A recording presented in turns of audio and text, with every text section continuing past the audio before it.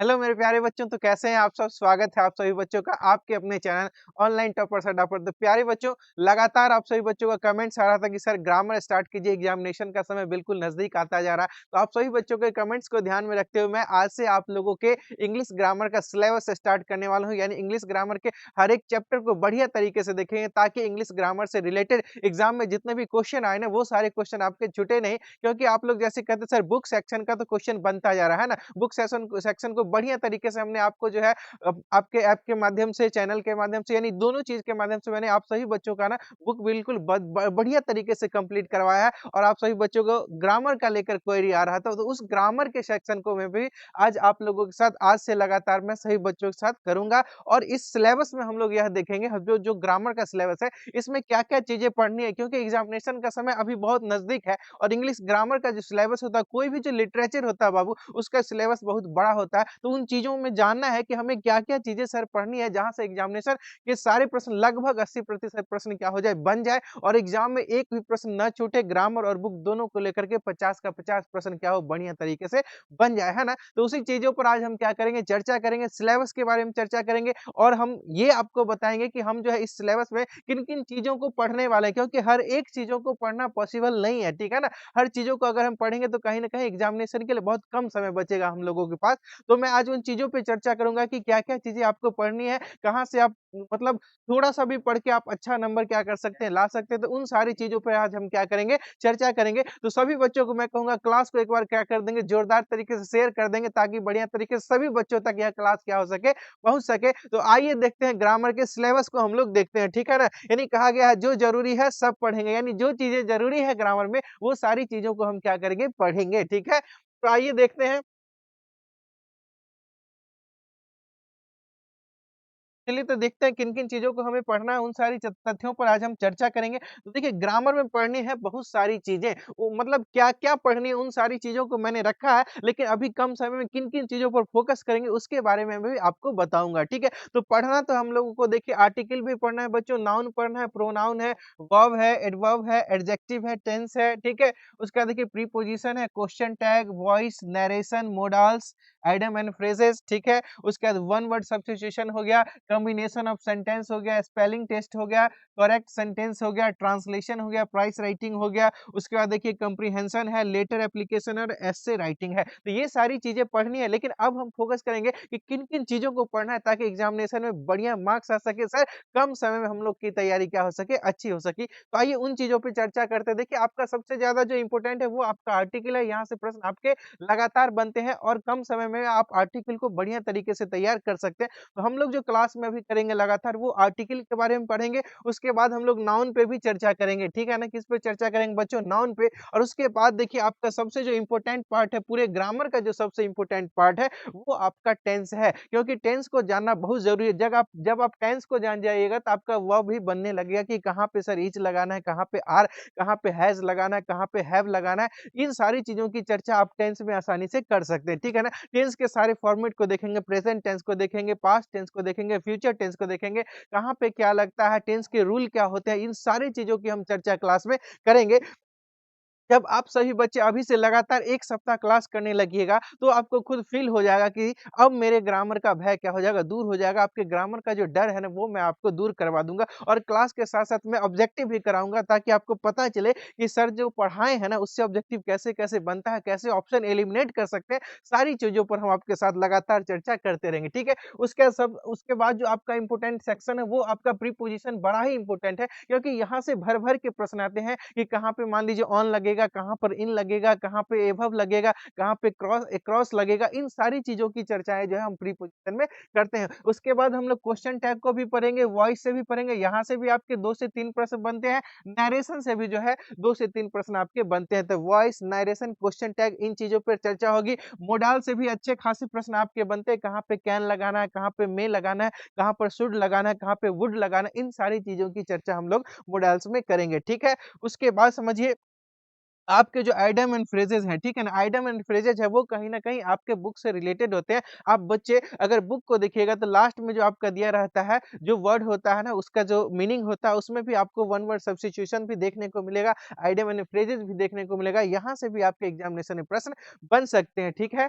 उसके बाद मैं बता दूँ ये जो आपका जो आइडियम एंड फ्रेजेज़ है जिसको हम लोग कहावतें और मुहावरा या लोकोक्तियाँ भी कहते हैं, तो उनसे भी प्रश्न आपके क्या होते हैं बनते हैं, ठीक है? और उसके बाद देखिए वन वर्ड सब्स्टिट्यूशन क्या है? वन वर्ड सब्स्टिट्यूशन तो इसको अगर हिंदी में बात किया जाए तो कहा जाता है अनेक शब्दों के लिए एक शब्द। आप सभी बच्चों ने हिंदी ग्रामर में सुना होगा अनेक शब्दों के लिए एक शब्द, कहेगा सर ये तो बड़ा ईज़ी है, आसानी से बन जाएगा, ठीक है? तो उन सारी चीज़ों को भी हम वहाँ क्या करेंगे देखेंगे, ठीक है? आपका कॉम्बिनेशन ऑफ सेंटेंस है, 2 सेंटेंसेस को जोड़ा जाएगा, उसका एक सेंटेंस क्या होगा वो कॉम्बिनेशन ऑफ सेंटेंस होता है, ठीक है? स्पेलिंग टेस्ट से भी आपके 2 से 3 नंबर के प्रश्न बन ही जाते हैं, तो इसको भी हम लोग देखेंगे, ठीक है? ये सारे कहीं न कहीं आपके बुक से रिलेटेड टर्म्स होते हैं। उसके बाद देखिए करेक्ट सेंटेंस उसके बाद यहाँ ट्रांसलेशन है, ट्रांसलेशन पर विशेष रूप से फोकस किया जाएगा क्योंकि जो बच्चे अगर एक बार टेंस पढ़ लेते हैं, तो उन बच्चों से ट्रांसलेशन बढ़िया तरीके से बनने लगेगा और ये कहीं न कहीं आपको 5 मार्क्स दे करके ही जाएगा। जैसे मान लीजिए क्या है कि आप अगर एक समरी लिखते हैं, ठीक है? और एक 5 नंबर का ट्रांसलेशन बनाते हैं, तो समरी में आपको कहीं न कहीं ज़्यादा वक़्त भी लगेगा लिखने में और जो हमारे एग्ज़ामिनर होते हैं, वो कहीं न कहीं आपको नंबर काट ही लेंगे, ठीक है ना? लेकिन आप कम समय में स्मार्ट तरीके से अगर ट्रांसलेशन 5 बना लेते हैं, तो 5 का 5 नंबर आपका कहीं नहीं जाएगा। तो एक जो टॉपर बच्चे होते हैं ना, उनकी यही सोच होती है कि हम क्या करें जो बढ़िया से टॉप कर जाए। तो वहाँ पे आपको ट्रांसलेशन पर ध्यान देना ज़रूरी है, समरी में बहुत ज़्यादा मेहनत लगता है, ठीक है? तो आप ट्रांसलेशन कर लेंगे तो वहाँ से आपका बढ़िया तरीके से कंप्लीट हो जाएगा। तो मैं जो सेक्शन आपका घेर देता हूँ ना, वो समझ जाइए कि आपके एग्ज़ामिनेशन के लिए एकदम बहुत ही ज़्यादा इम्पोर्टेंट है। इन सारी चीज़ों को देखना ही देखना है और यही सब चीज़ों को मैं आपके ग्रामर सेक्शन में पढ़ाने वाला हूँ, ठीक है? तो देखिए उसके बाद प्रेस राइटिंग है, ठीक है? प्रेसिस राइटिंग मतलब जिसको आप लोग हिंदी में संक्षेपण कहते हैं। क्या कहते हैं? संक्षेपण, ठीक है? ये भी आपका जो है 4 मार्क्स का आता है। उसके बाद कम्प्रीहेंशन है, कम्प्रीहेंशन में जिसको आप लोग क्या कहते हैं? गद्यांश, हिंदी में क्या बोलते हैं? गद्यांश मतलब पढ़ कर के उत्तर देने वाला, ठीक है? अनसीन पैसेज होता है, ठीक है? उसके बाद मैं आपको लेटर या एप्लीकेशन जो भी आपके एग्जामिनेशन में एक लेटर या एप्लीकेशन आता है, उसको लिखना होता है। तो दोनों चीज़ों के बारे में बताऊँगा, लेटर क्या होता है, फॉर्मल है, इनफॉर्मल है, एप्लीकेशन कैसे लिखना है, इन सारी चीज़ों के बारे में मैं चर्चा आपके साथ करूँगा, ठीक है? और एस्से राइटिंग के बारे में भी बताऊँगा कि एस्से आपको कैसे लिखना है। अगर मान लीजिए थोड़ा-सा अगर नहीं कुछ आता है, तो उससे रिलेटेड क्या टर्म लिखेंगे ताकि मेरा एस्से भी क्या हो जाए, कंप्लीट हो जाए। इन सारी चीज़ों पर चर्चा करूँगा। बस लगातार आप जो है क्लासेस में बने रहिएगा, जुड़े रहिएगा आप सभी बच्चे। तो इस तरीके से हम लोग कम समय में क्या करेंगे कि ग्रामर के इन सेक्शन को देखेंगे। ये आर्टिकल, नाउन हो गया, टेंस हो गया, preposition, question tag, voice, narration, models हो गए आपके और उसके बाद ट्रांसलेशन है। इन सारी चीज़ों पर बढ़िया तरीके से हम लोग चर्चा करेंगे ताकि क्या होगा कि कम समय में पूरे ग्रामर का भी क्वेश्चन 80% तो आपका बन ही जाएगा। आपको पता है 100 क्वेश्चन पूछा जाएगा, 50 प्रश्न तो बनाने ही है। तो कुछ प्रश्नों को हम अगर स्मार्ट वे में सोचे ना, तो कुछ प्रश्नों को नेगलेक्ट करके अगर छोड़ के चलेंगे तो भी हमारा 50 का 50 बनेगा। तो उन क्वेश्चन पर रिस्क लेने की आवश्यकता नहीं है, जहाँ पर हमारा क्या हो सकता है, गलती हो सकता है, ठीक है? तो जो चीज़ों को हम देखेंगे जहाँ से क्या होगा कि बढ़िया तरीके से सारे प्रश्न बन सकते हैं। तो इस तरीके से आपके ग्रामर के हर सेक्शन को मैं आपके साथ कंप्लीट करूँगा। अब आइए देखते हैं कि कैसे मतलब 2, 4, 5 प्रश्न मैंने एग्ज़ाम्पल के लिए आप लोगों के लिए रखा है कि कैसे प्रश्न यहाँ से बनते हैं और बनाना कैसे सर, ठीक है ना? तो जैसे देखिए कह रहा है I always dash the car twice a week ठीक है ना? अब यहाँ पे ऑलवेज़ जो है ना ये आदतों को बताता है, ठीक है ना? तो जब आप हमेशा कोई काम करते हैं तो वो आपकी आदत हो जाती है तो वो प्रेज़ेंट टेंस में चला जाता है। इसको हम बोलते हैं यूसेज ऑफ टेंस क्या बोलते हैं? यूसेज ऑफ टेंस यानी टेंस के प्रयोग। तो इसके बारे में भी हम लोग जानेंगे, ठीक है? तो आई के साथ हम लोग क्या लगाएँ देखिए तो आई के साथ जो है ना ये आपका जो है अब जो सिंपल प्रेज़ेंट होता है उसमें या तो वी1 लगता है नहीं तो वी5 लगता है, ठीक है? तो आई के साथ हम लोग वी1 का प्रयोग करते हैं तो यहाँ पे हम क्या करेंगे वॉश का प्रयोग करेंगे। क्या करेंगे? वॉश मतलब मैं सप्ताह में 2 बार जो है कार क्या करता हूँ धोता हूँ। इस तरीके से हम आंसर भी कर सकते हैं, ठीक है? देखिए और ये कहीं न कहीं यहाँ पे आप देख रहे हैं 2018 में आपका पूछा हुआ प्रश्न है। आपको एकदम बढ़िया तरीके से इसी प्रकार से जो प्रश्न पूछे जाते हैं ना एकदम बनते चले जाएँगे और मैं आपको क्वेश्चन को का जो ऑप्शन होता है ना वो भी एलिमिनेट करना सिखाऊँगा साथ-साथ, ठीक है? अब आगे देखिए दूसरा प्रश्न कह रहा है this is the best car in our showroom ठीक है। अब यहाँ पे बेस्ट है ना तो ये आपका क्या सुपरलेटिव डिग्री है। तो यहाँ पर पूछा जा रहा है देखिए 2023 में साइंस वालों को पूछा गया था कि कौन से आर्टिकल का प्रयोग करेंगे? ए लगाएँगे, एन लगाएँगे या द लगाएँगे, ठीक है ना? तो यहाँ जो आर्टिकल होगा वो द का प्रयोग होगा। क्या होगा? द का। क्यों होगा? क्योंकि सुपरलेटिव डिग्री के साथ हमेशा हम लोग आर्टिकल द का प्रयोग करते हैं। ये भी हम लोग जो है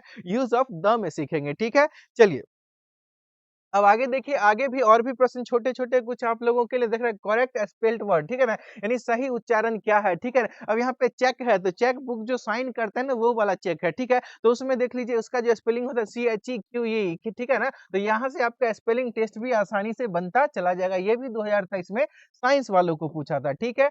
अब आगे आइए और भी कुछ क्वेश्चन है देख लीजिए, कह रहा है choose the correct synonyms of ancestor ठीक है ना? अब देखिए ये कहाँ का याद आ रहा होगा Indian civilisation and culture ancestor के बारे में आपने सुना होगा। देखिए ये सारे प्रश्न ना बाबू आपके पर्यायवाची हो या जिसको आप लोग कहते हैं विलोम शब्द हो, ठीक है ना? वो सारे कहीं न कहीं आपके बुक से ही होते हैं, ठीक है ना? तो ये जो आपका एंटोनिम ये सिनोनिम्स है ना, ठीक है ना? ये क्या है पर्यायवाची है, क्या है पर्यायवाची? तो इसके बारे में हम लोग जानेंगे, ठीक है? तो एंसेस्टर जो होते हैं ना उनको हम लोग कहते हैं पूर्वज, क्या कहते हैं पूर्वज और उसी का अंग्रेजी में दूसरा नाम फ़ोरफ़ादर है, क्या है फ़ोरफ़ादर। तो ये आपका जो क्वेश्चन है ना, ये जो आपका वर्ड है, ये आपके इंडियन सिविलाइजेशन एंड कल्चर से है, इसलिए बुक के वर्ड पर भी बड़ा ध्यान रखना है, गौर करना है, ठीक है? ताकि आपका प्रश्न आसानी से बनता चला जाए, ठीक है ना?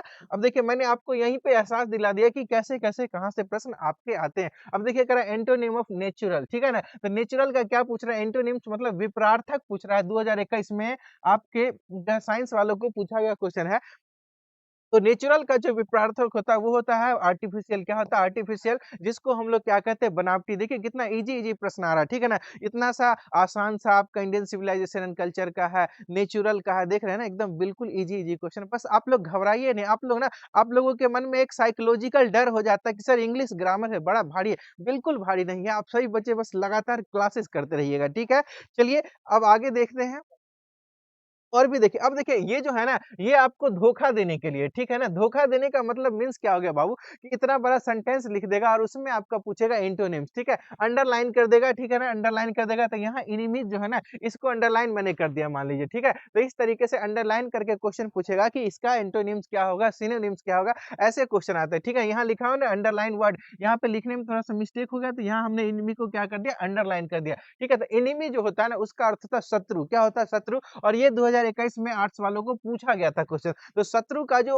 एंटोनिम्स होगा वो हमारा फ्रेंड हो जाएगा। क्या हो जाएगा? फ्रेंड मतलब मित्र हो जाएगा, ठीक है? तो इस तरीके से आपके साइंस के भी प्रश्न क्या हो गए आसानी से बन जाएँगे, ठीक है? तो आप सभी बच्चों को जो मैंने आज क्लास के बारे में आज जो सिलेबस के बारे में बताया वो आपको कैसा लगा? आप सभी बच्चे कमेंट ज़रूर करिएगा और आप बिल्कुल भय जो है आपका जो ग्रामर का डर है आपके मन में उसको तो एकदम निकाल ही दीजिए और बढ़िया तरीके से ऑनलाइन टॉपर्स अड्डा के साथ जुड़ करके लगातार क्लासेस करते रहिए। आपके एग्ज़ामिनेशन का जो ग्रामर का भय है वो भी बिल्कुल दूर हो जाएगा। तो आज जो मैंने आपको सिलेबस के बारे में बताया, शॉर्ट टर्म में बताया कि क्या-क्या चीज़ें पढ़नी है, वो आपको कैसी लगी? आप सभी बच्चे इस क्लास के बारे में कमेंट ज़रूर करिएगा। आप सभी बच्चों का कमेंट बढ़िया रहेगा एकदम हमारे हौसला को बढ़ाने वाला कमेंट रहेगा, तो मैं लगातार ग्रामर का सेक्शन आपके साथ लेकर के लगातार जुड़ता रहूँगा। तो आप सभी बच्चों से काइंडली रिक्वेस्ट होगा कि क्लास में कमेंट ज़रूर करेंगे, ठीक है? अपने दोस्तों का साथ शेयर भी कीजिएगा क्लास को और जो बच्चे पहली बार हमारे चैनल पर क्लास कर रहे हैं, उन बच्चों से रिक्वेस्ट रहेगा कि चैनल को सब्सक्राइब भी कर लें, ताकि आपके एग्ज़ामिनेशन तक आपके ग्रामर का सफ़र पूरा हो जाए, ठीक है? तो फिर हम आपसे मिलेंगे इसी तरह के अगले क्लास में, तब तक के लिए सभी बच्चों को मेरे तरफ से जय हिंद।